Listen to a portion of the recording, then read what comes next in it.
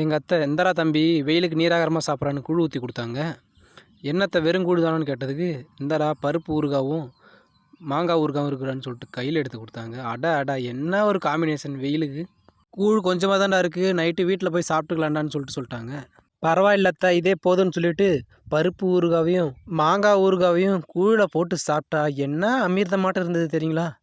சாப்பிட்டுட்டே இருக்கும்போது பக்கத்தில் திரும்பி பார்த்தா ஒருத்தவன் கையையும் காலையும் கிள்ளி பார்க்குறான். நம்ம இன்னும் உசுரோட தான் இருக்குமா, இவெல்லாம் கூழ் குடிக்கிறானேன்னு சொல்லிட்டு, டேய் என்ன நடக்குது இங்க? இவெல்லாம் கூழ் குடிக்கிறானே மாப்ள, இந்த மருந்து பாட்டில மட்டும் திறந்து போடுற மாப்ள, குடிச்சிட்டு நான் செத்து போறேன் சொல்கிறான் ஒருத்தவன்.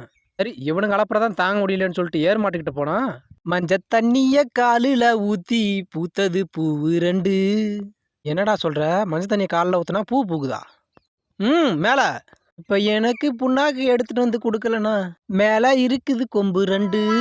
டேய் மேலேனா பாட்ட சொன்னடா, இன்னியடா மேலே இருக்கிற கொம்ப சொல்ற.